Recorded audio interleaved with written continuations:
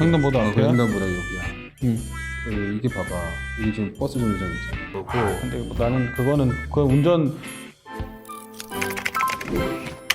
네, 안녕하세요. 안녕하세요. 저 배인순 변호사입니다. 네, 김정환 변호사입니다. 요새 비가 너무 많이 와가지고 그렇죠. 그렇죠. 출근하거나 이럴 때도 한참 걸리더라고요 정말. 오늘 2시간 반 걸렸어요. 2시간 반 그러니까 너무 비가 많이 오는 것 같고 네. 또 한강까지 거의 막 수심이 차올 막 높이 올라오고 이러니까 네. 어쨌든 좀 무섭더라고요. 그리고 요새 물이 막 많아져가지고 그 참개들 있죠. 참개들이 막 고수부지까지 올라와 있다 그래가지고 오늘 뭐 주제가 참개 보호 뭐 이런 거야? 유튜브에서 봤는데 이제 빗길 이럴 때 보면 네. 사실 교통사고도 굉장히 그쵸? 많이 발생하는 교통사고가 것 같아요. 많이 발생하죠. 많이 발생하고 있고 사실 예측하기가 쉽지가 않아요, 그렇죠? 시야도 가려져 있고 그렇게 사고 난 경우에 다쳤을 경우에는 과실치 상이 될 테고 돌아가셨을 경우에는 과실치사가 되겠죠, 그렇죠? 그런 죄들이 어느 정도로 성립하는지 특히 최근에 가수 임수롱 씨가 네. DMC역 앞에서 삼거리에서 교통사고가 났잖아요. 지금 그 중앙일보에서 그 CCTV까지도 공개를 했는데 실제로 임수롱 씨 같은 경우는 과실치사죄를 물게 될지 이런 걸 한번 얘기해 보도록 하겠습니다. 네. 일단 단도직입적으로 이때 이 사건 CCTV 영상을 보니까 네. 제 느낌에는 일단 임수롱 씨한테는 과실이 있다고 네. 보여져요. 과실이 없다고 하기에는 임수롱 씨가 좀 속도도 좀 빨랐던 것 같고 네. 그리고 브레이크 밟는 시점을 봤을 때 보통보다도 사람을 좀 더 늦게 발견하지 않았나. 네. 전방을 제대로 보고 있었다면 좀 더 빨리 브레이크를 밟을 수 있었을 것 같은데 브레이크가 CCTV 영상 처음에도 안 밟고 있다가 거의 횡단보도까지 와서 이제 급하게 밟더라고요. 그런 점에서 봤을 때는 과실이 있다고 보여집니다. 저는 조금 생각이 달라요. 일단은 좀 단정하기 어렵다. 왜냐하면 다소 만약에 가속일지라도 이제 사실은 이게 무단횡단 피해자의 과실도 사실은 있기 때문에 그 무단횡단하는 피고인을 우리가 주의 의무를 다해서 발견하고 브레이크를 밟았음에도 사고가 있을 수밖에 없었다. 이게 입증이 되면 사실 무죄 가능성이 있는 거기 때문에 저는 좀 사건을 그렇게 쉽게 단정하기는 어렵지 않나라는 생각이 있습니다. 사실 이제 교통사고는 기본적으로 서로 신뢰의 원칙이라 그래가지고 상대방이 교통 법규를 어기지 않을 것이다. 가정을 하고 진행한 거에 대해서는 사실 과실을 묻지 않습니다. 지금 분명히 초록불이었기 때문에 상대방 즉 도보 횡단보도를 건너시던 분이 빨간불에 걷지 않을 거라고 신뢰하고 있단 말이에요. 그렇죠. 운전자들은. 네. 그 신뢰하고 간 거에 대해서 책임을 묻기가 네. 쉽지 않다.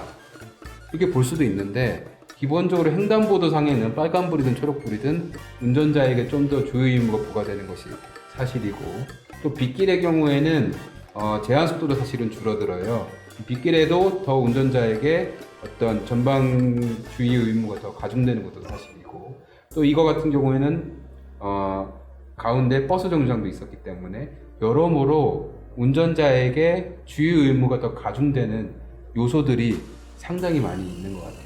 이제 신뢰의 원칙이 작용이 되고 우리가 교통사고 처리 특례법의 취지상 사실은 이 위험한 물건이잖아요, 자동차가. 지금 이제 이 사건, 임수롱 씨의 사건은 제가 정확하게 기록을 못 봤기 때문에 말씀드리기 어렵지만 뭐 배 변호사님 말씀하셨지만 지금 버스 정류장 근처이기 때문에 항상 사람이 하차해서 가야 할 수도 있고 무단횡단을 할 수도 있고 이런 걸 예측해야 된다고 말씀하시는 것도 이해가 되지만 어쨌든 지금 상황은 초록불, 그러니까 차의 입장에서 운전자 입장에서는 초록불인 상황에서 진행을 하고 있었던 거고 실제로 비가 오는 환경에서 20%의 감속 해야 되는 건 사실이지만 그거 이상으로 사실 빛반사로 인해서 그 앞에 시야가 가려지는 것도 사실이거든요. 그리고 이제 빛반사 얘기가 나왔을 거 말씀드리는데 사실 과실 여부 판단할 때 차량의 썬팅이 몇 프로 됐는지 그것도 참고를 합니다. 그리고 그 차량 썬팅도 그 법규 제한이 있거든요. 대부분 차들이 실제로 거의 대부분이죠. 법규 제한보다 더 세게 더 강한 밀도로 썬팅을 해놓는단 말이에요. 아니, 그러니까 국민 썬팅 농도가 있는데 그게 그게 불법이에요. 그거 자체도 네. 사실 비 오는 날 굉장히 안 보이거든요. 네. 불법 과실을 판단할 때 기준이 됩니다. 여러모로 저는 임수롱 씨가 좀 불리하다. 그러니까 이거를 만약에 상단에서 찍는 CCTV 영상이나 뭐 우리가 흔히 말하는 좀 전지적으로 촬영하고 있는 CCTV에서는 저거를 왜 못 피해? 저 무단횡단하는 사람을 왜 못 피해? 라고 당연히 주의 의무를 기울였으면 피할 수 있는 거 아니야? 이렇게 말할 수 있을지 모르겠지만 운전자의 입장에서는 사실 뭐 100m, 200m 앞까지 바라보면서 운전하라 이렇게 기대하기는 저는 어렵다고 생각하기 때문에 이 사건도 속단하기는 좀 어렵다. 일단은 경찰, 검찰은 무조건 이제 기소하겠죠.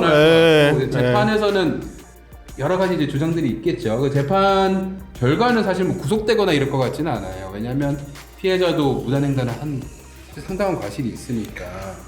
근데 이게 뭐 그 피해자가 사망하셨기 때문에 네. 사망한 사건에서는 피해자와 합의가 안 되는 경우 구속되는 경우도 그러니까 있긴 있죠. 근데 합의는 저는 될 거라고 사실 합의는 하는 게 좋겠죠. 도의적으로는 저도 그렇게 될것 생각합니다. 같고, 예. 단순히 구속이 안 되니까 괜찮다.